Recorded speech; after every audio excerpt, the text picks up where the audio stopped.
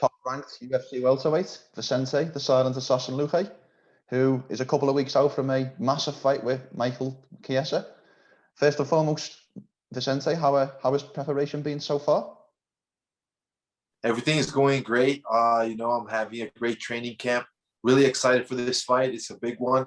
I think it's a fight that, it's going to move the division. So, yeah, I'm really excited.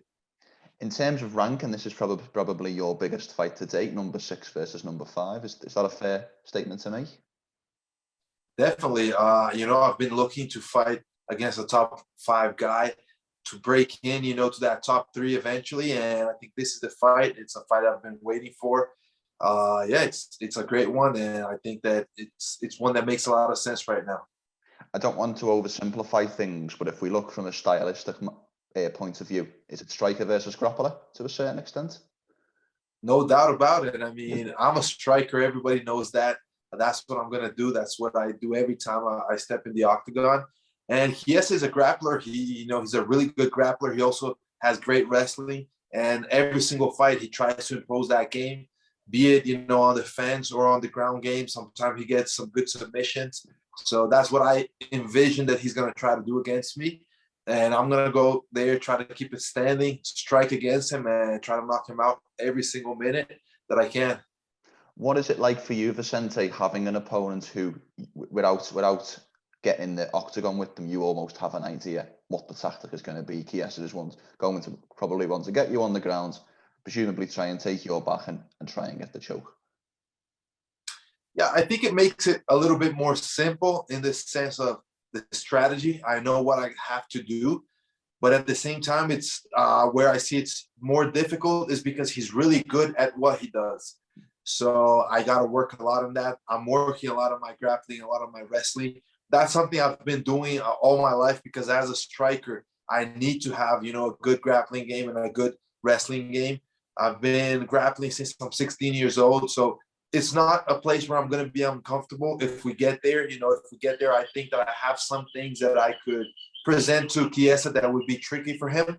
But at the same time, where I see that I'm the strongest against him is standing. So, yeah, it makes it easier in the sense of planning, but it's hard because he's really good at what he does. So I got to be on point for that fight.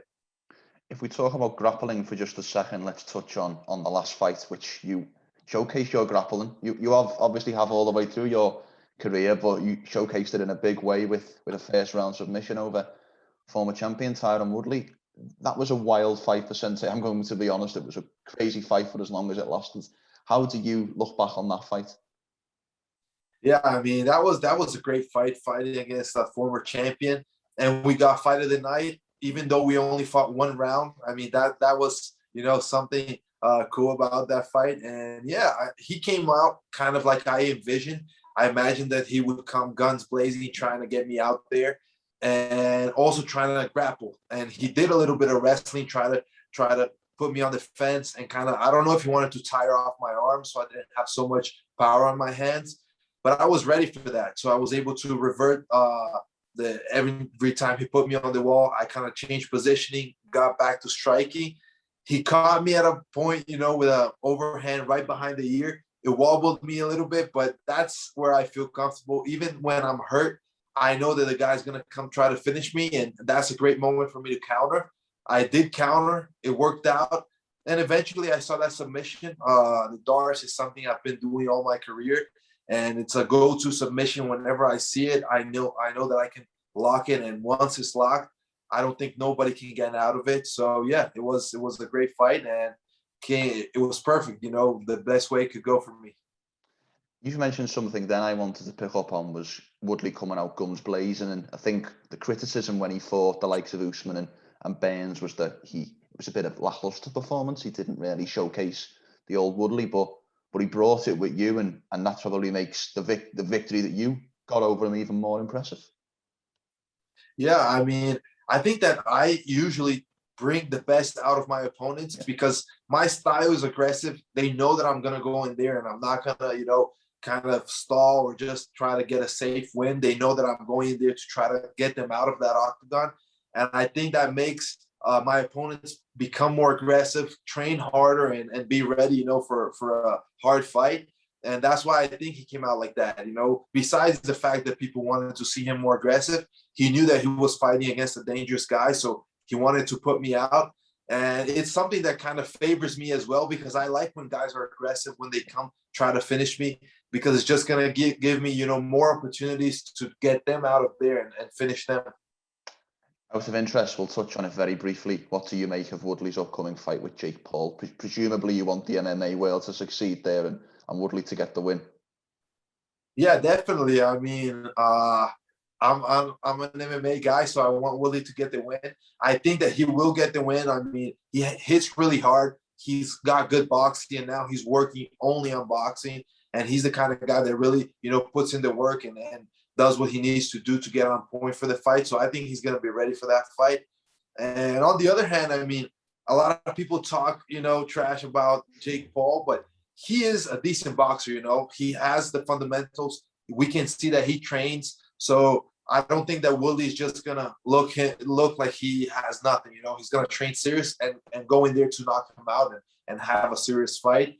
But when it comes to fighting, I think Woodley has that much more experience, that much more confidence on his boxing and on his game as a fighter. So I believe he's going to get the knockout. Yeah, I hope so too.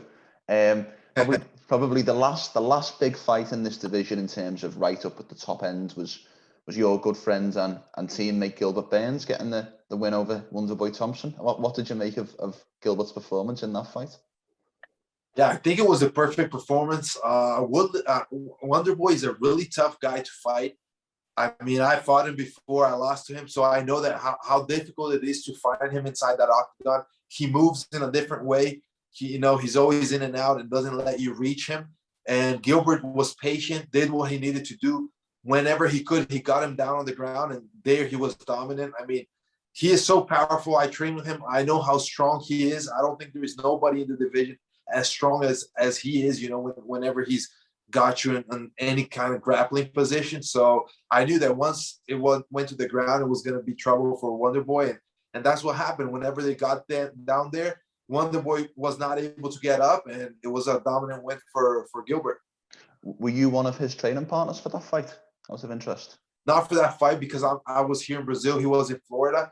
But we talked a lot about it. He sent me videos. He was training with Raymond Daniels. And whenever he could, he would send me videos of their sparring, and I would kind of, give my take on it. I would also talk a little bit of what I saw in my fight against Wonderboy. And I try to, whenever I could help him and however I could help him, I did my best. Presumably you and Gilbert would never fight, but is it a difficult position having a close friend so high up in a similar position where, it's one name right up there that you would probably never touch, or am I wrong there? Would you in some scenario fight Gilbert? No, I mean, we wouldn't fight. No way. That's something that cannot happen. But at the same time, I think it's something that really motivates me and motivates him, that we're both up and coming.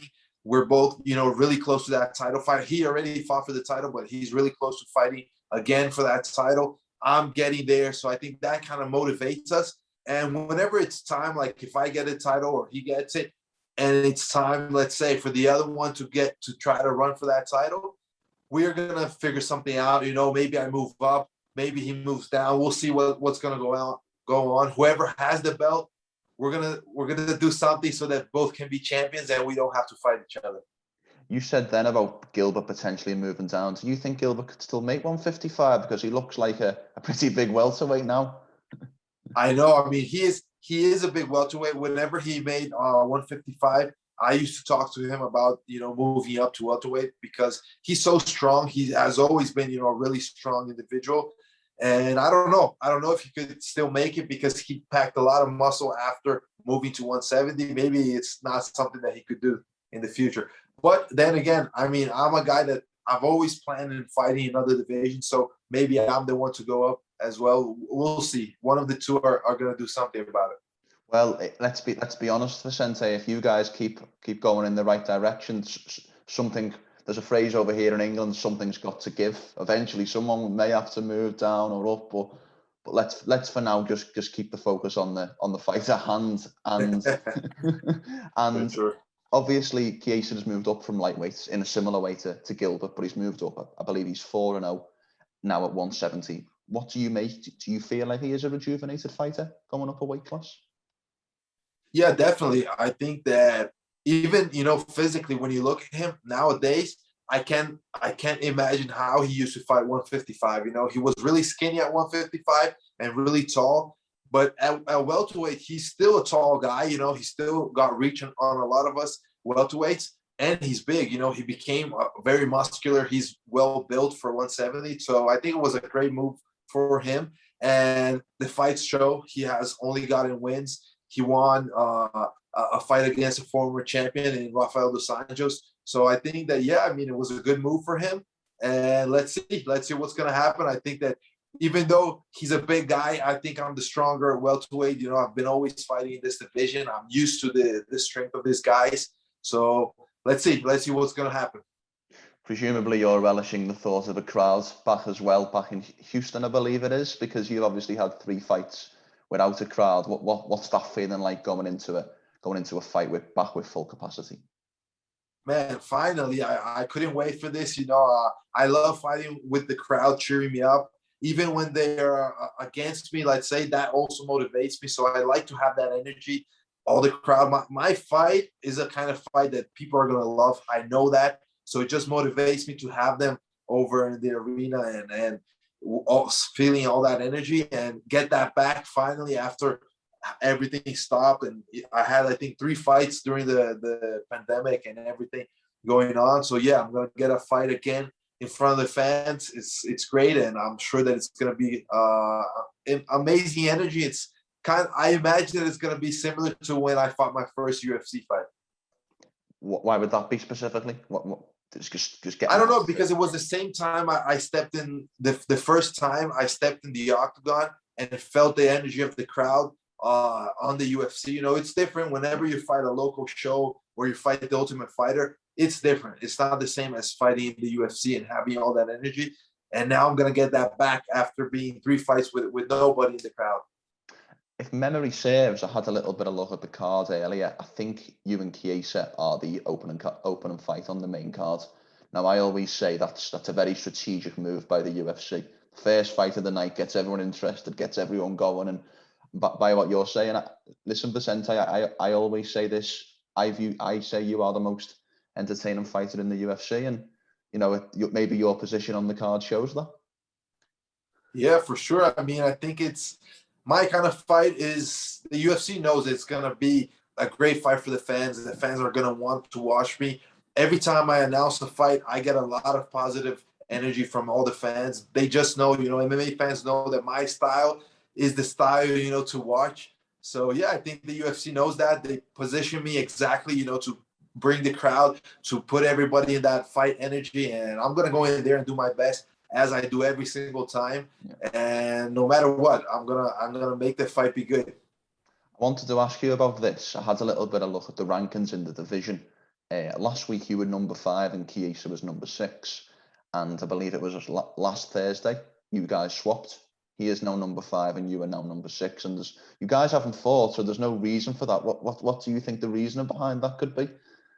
I was thinking about that. It's weird, but first of all, I think it's great because now I'm fighting somebody, above me on the rankings. I'm fighting a top 5, so that's great. I like that. And I was thinking maybe the fight between Gilbert and Wonderboy, since Wonderboy lost and I lost to Wonderboy, yeah. They thought, okay, maybe Chiesa goes up because he only won at welterweight, and Vicente lost to Wonderboy, so let's move him down. I don't know. There's no logic to the rankings, but maybe that's what went on. Well, if we talk about rankings and we talk about this welterweight division, we talked about the obvious goal is to get to the title, but do you have a roadmap, if you like? Do you have a plan after this Chiesa fight to get into title picture as to someone you feel you could fight next? I haven't. I don't have a name right now to tell you, but all my focus is on getting a big win. I think it has to be a big win against Chiesa. That's gonna really put me in a position where I'm gonna be really close to the title. And if I do get that big win in the way I imagine, I figure maybe one more fight and I could go to that title. It's all going to depend on what's going on. I don't know when Kamaru is going to fight again. It looks like he's going to fight Kobe. We're waiting for that. So I'm going to wait to see what happens. But then again, if this fight is going to go on maybe November, December, I'm not going to just, wait to get a title fight. I'm going to fight again. So we'll see who it is. Maybe a super fight, maybe somebody up there on the top 3.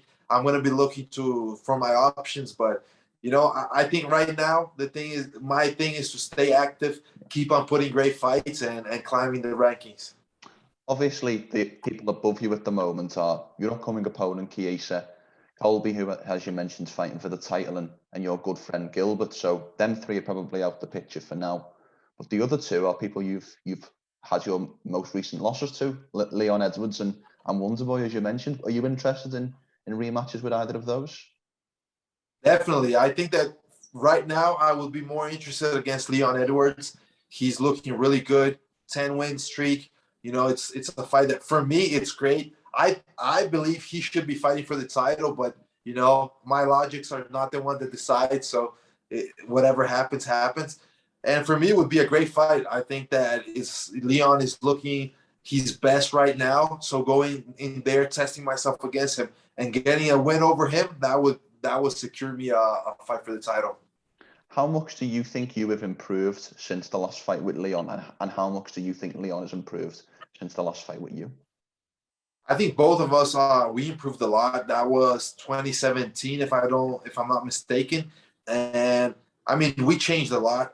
He has improved everywhere. He's a guy that he has really good striking, but also has really good grappling, and I see that that's still who he is, but at a higher level in every single aspect. So better wrestling, better grappling, and his striking is looking great. He's looking really smooth in there and very intelligent. And myself, I don't know. I think I'm more of a aggressive guy, a wild guy.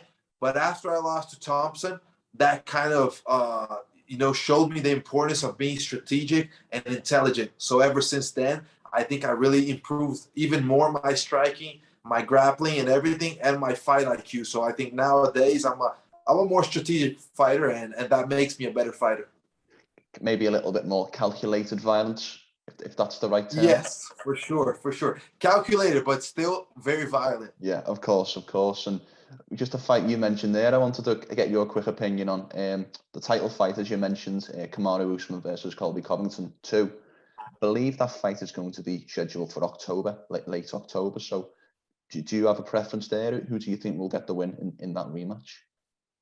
Yeah, I do believe Kamaru will get the win again. I just think that, the first time I did expect him to get the win. It was a tougher fight than I anticipated, but at the end he finished Kobe. And now I just see a lot of improvement in Kamaru's striking, and I don't see this fight going to the ground. Either of them, they're both really good wrestlers. If they decide to wrestle each other, I think they're kind of going to cancel each other out. So in the end, it's going to be a striking match. And I've seen a lot of improvement in Kamaru's striking, especially on the boxing game. And I think that's going to be dangerous for Kobe. So I see another win for Kamaru. Kamaru was obviously getting a lot of rematches now, or talk of rematches with people he's already beat. When you look at Usman as a potential opponent in the future, what do you feel you could bring differently to some of these title fights that he's having? The biggest thing is my style. I really push the pace, and I never stop. I'm always going to look for that finish, no matter what. If I'm on the bottom, if I'm on top, on the floor, if I'm standing up, I'm always going to be looking for some kind of way to finish the fight. And that's really tricky, because people cannot relax when they're fighting me. They always have to be aware of what's going on. So I think that's what I bring, really dangerous to whoever I fight. And against Kamaru, I think that's the biggest key for me to win that fight. Of course. Well, let's, for one final question, turn the conversation back to the fight at hand. And Vicente, I'm not sure if you're a prediction guy, but I'm going to ask you for one nonetheless. Give me a prediction for the upcoming fight with Michael Chiesa. It's got to be a finish. I don't know what round is going to happen. I don't know if it's going to be a knockout or a submission, but I do see, myself finishing him. I don't think it's going to be early. I wouldn't say first round, but maybe late second or beginning of third round, wear him out. That's when I'm going to look to wear him out and then get a finish. I don't know if it's submission or knockout, but it's going to be a finish. That's what I imagine. Superb. Well, it's a fantastic fight, and I'm very, very much looking forward to seeing you back in action. And I just want to thank you for your time today. Thank you, man. I appreciate it. Before we finish, Vicente, how can people find you, or anything you'd like to promote on social media? Yeah, anywhere besides Instagram, look for me as Vicente Luque, and Instagram it's the other way around, Luque Vicente, and you'll find me. Is there a reason for the change? Was there Vicente Luque taken on Instagram already? Yeah, it was taken, and the guy doesn't even use it. But whatever, what can I do? But as we said earlier, bigger fish to fry, I suppose. Bigger problems in the world. Most of us, for sure. Mike Chiesa in a couple of weeks. Yeah. Before we finish, Vicente, the floor is yours. Anything you would like to say or sign off with at all? Just thank all the fans for always supporting me. I'm a guy that I fight for the fans. I want to excite everyone, and so their support motivates me a lot. And thanks for all this motivation. Superb. Thanks for your time today, Vicente. Thank you. Take care.